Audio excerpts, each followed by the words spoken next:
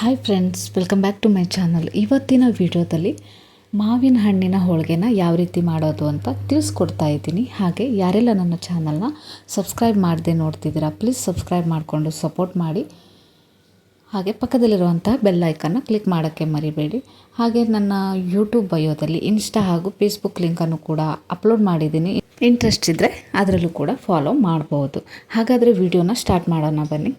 ನಾನು ಈ ಮಾವಿನ ಹಣ್ಣಿನ ಸೀಸನ್ನಲ್ಲಿ ಈ ಒಂದು ರೆಸಿಪಿನ ಮಾಡೋಕ್ಕೆ ಕಾಯ್ತಾ ಇದ್ದೆ. ಇವಾಗ ನಿಮಗೂ ಕೂಡ ತೋರಿಸ್ಕೊಡ್ತೀನಿ ಬನ್ನಿ. ಇಲ್ಲಿ ನಾನು 3 ಕಪ್ ಆಗುವಷ್ಟು ಗೋಧಿ ಹಿಟ್ಟನ್ನು ತೊಗೊಂಡಿದ್ದೀನಿ. ನೀವು 3 ಕಪ್ ಗೋಧಿ ಹಿಟ್ಟು ತೊಗೊಂಡ್ರೆ ನೆಕ್ಸ್ಟ್ ಮೆಜರ್ಮೆಂಟ್ನ ಕರೆಕ್ಟಾಗಿ ಹೇಳ್ತಾ ಹೋಗ್ತೀನಿ. ನೀವು ಎಷ್ಟು ತೊಗೋತೀರೋ ಅದರ ಮೇಲೆ ಡಿಪೆಂಡ್ ಆಗಿರುತ್ತೆ. ಇದಕ್ಕೆ ರುಚಿಗೆ ತಕ್ಕಷ್ಟು ಉಪ್ಪು ಹಾಗೆ ನೀರನ್ನು ಹಾಕಿ ಚೆನ್ನಾಗಿ ಹಿಟ್ಟನ್ನು ನಾದ್ಕೊಳ್ಳಿ. ಹಿಟ್ಟು ಸ್ವಲ್ಪ ತೆಳು ಆದರೂ ಪರವಾಗಿಲ್ಲ, ತೆಳು ಆದರೆ ಎಣ್ಣೆನ ಹಾಕಿ ನೆಕ್ಸ್ಟ್ ಫೈನಲಲ್ಲಿ ಈ ರೀತಿ ಒಂದ್ಸಲಿ ನಾದ್ಕೊಂಡ್ರೆ ಕರೆಕ್ಟಾಗಿ ಬರುತ್ತೆ. ಆದಷ್ಟು ಸಾಫ್ಟಾಗಿರಲಿ ಹಿಟ್ಟು. ಇದಾದಮೇಲೆ ಇದನ್ನು ಒಂದು 30 ನಿಮಿಷ ಹಾಗೆ ಬಿಟ್ಬಿಡಿ. ಅದಾದಮೇಲೆ ಈ ಮಾವಿನ ಹಣ್ಣನ್ನು ನಾನು ಪ್ಯೂರಿ ಮಾಡಿ ರೆಡಿ ಮಾಡಿ ಇಟ್ಕೋತೀನಿ. ಈ ಮಾವಿನ ಹಣ್ಣಿನ ಸೀಸನ್ನಲ್ಲಿ ಮಾವಿನ ಹೋಳಿಗೆನ ಮಾಡೋದನ್ನ ಮರಿಬೇಡಿ, ತುಂಬಾ ಟೇಸ್ಟಿಯಾಗಿರುತ್ತೆ. ಹಾಗೆ ಎಲ್ಲ ಟೈಮಲ್ಲೂ ಮಾವಿನ ಹಣ್ಣು ಸಿಗಲ್ಲ ಅಲ್ವಾ, ಆ ಸೀಸನ್ನಲ್ಲಿ ಏನು ಸ್ಪೆಷಲ್ ಇರುತ್ತೋ ಅದನ್ನು ಮಾಡಿಕೊಂಡು ತಿಂದುಬಿಡಬೇಕು. ನೋಡಿ, ಇದನ್ನು ನಾನು ಪ್ಯೂರಿ ಮಾಡಿ ರೆಡಿ ಮಾಡಿ ಇಟ್ಕೊಂಡಿದ್ದೀನಿ. 2 ಮಾವಿನ ಹಣ್ಣನ್ನು ಕೂಡ ನಾನು ತೊಗೊಂಡಿದ್ದೀನಿ, ಬಟ್ ಇಷ್ಟೊಂದು ಬಳಸಲ್ಲ. ಜಾಸ್ತಿ ಆದರೆ ಇದಕ್ಕೆ ಜ್ಯೂಸ್ ಕೂಡ ಮಾಡ್ಕೋಬೋದು. ನೋಡಿ, 1 ರೌಂಡ್ ಗ್ರೈಂಡ್ ಮಾಡಿದರೆ ಸಾಕು, ಪ್ಯೂರಿ ರೆಡಿ ಆಯಿತು. ನೆಕ್ಸ್ಟು 1 ರಿಂದ 2 ಸ್ಪೂನ್ ತುಪ್ಪನ ತೊಗೊಳ್ಳಿ. ಈಗ ಹೂರಣನ ರೆಡಿ ಮಾಡ್ಕೊಳ್ಳೋಣ. 2 ಸ್ಪೂನ್ ತುಪ್ಪ ಹಾಕಿದ್ದೀನಿ.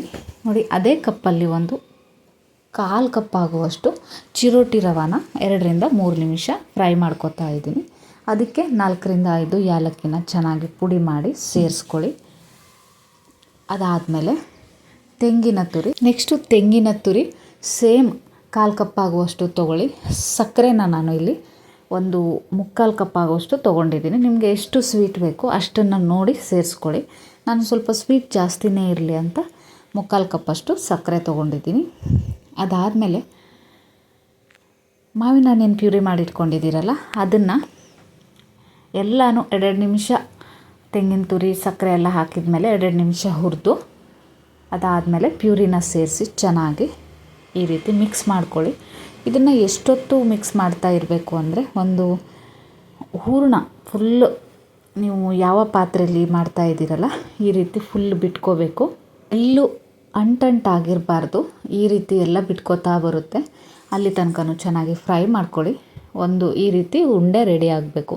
ಅಷ್ಟೊತ್ತು ಚೆನ್ನಾಗಿ ಹದವಾಗಿ ಫ್ರೈ ಮಾಡ್ಕೊಳ್ಳಿ. ತುಂಬ ತೆಳು ಅನ್ನಿಸಿದ್ರೆ ರವೆನ ಹುರಿದು ಸೇರಿಸೋದ್ರಿಂದ ಈ ರೀತಿ ಸ್ವಲ್ಪ ಗಟ್ಟಿಯಾಗಿ ನಿಮಗೆ ಹೂರಣ ರೆಡಿ ಆಗುತ್ತೆ. ಅದಾದಮೇಲೆ ನಾನು ಎಲ್ಲನೂ ಉಂಡೆ ಮಾಡಿ ಇಟ್ಕೊಂಡಿದ್ದೀನಿ. ಇವಾಗ ಫೈನಲ್ ಅಂದರೆ ಒಂದು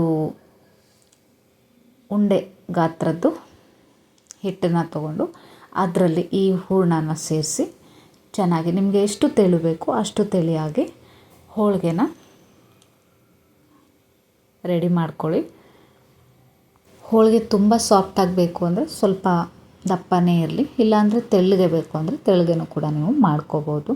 ನೆಕ್ಸ್ಟು ನೀವು ಇದನ್ನು ಮಾಡುವಾಗ ಹೋಳಿಗೆ ಶೀಟಲ್ಲಿ ಮಾಡಿದ್ರೆ ಎಷ್ಟು ತೆಳು ಆದರೂ ನೀವು ತಟ್ಟಿದ್ರೆ ಬರುತ್ತೆ. ಹೋಳಿಗೆ ಶೀಟ್ ಇಲ್ಲದೆ ನೀವು ತುಂಬ ತೆಳ್ಳಗೆ ಮಾಡಬೇಕು ಅಂದರೆ ಸ್ವಲ್ಪ ಕಷ್ಟ ಆಗುತ್ತೆ.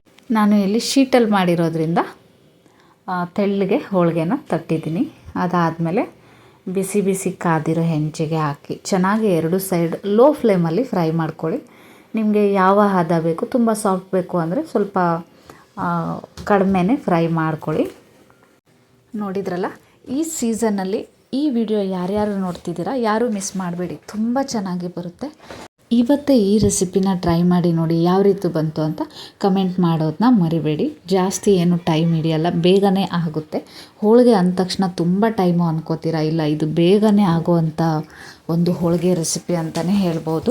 ಇದೇ ರೀತಿ ಹೊಸ ವಿಡಿಯೋದೊಂದಿಗೆ ಮತ್ತೆ ಬರ್ತೀನಿ. ಅಲ್ಲಿ ತನಕ ಕೀಪ್ ವಾಚಿಂಗ್ ಮೈ ಚಾನಲ್. ಹಾಗೆ ಯಾರೆಲ್ಲ ನಿಮ್ಮ ಅನಿಸಿಕೆನ ಕಮೆಂಟ್ ಮಾಡಿ, ಹಾಗೆ ನಿಮ್ಮ ಫ್ರೆಂಡ್ಸ್ಗಳಿಗೂ ಕೂಡ ವಿಡಿಯೋನ ಶೇರ್ ಮಾಡಿ ಅಂತ ನೆಕ್ಸ್ಟ್ ರೆಸಿಪಿಯೊಂದಿಗೆ ಮತ್ತೆ ಬರ್ತೀನಿ. ಅಲ್ಲಿ ತನಕ ಟಾಟಾ ಬಾಯ್, ಟೇಕ್ ಕೇರ್.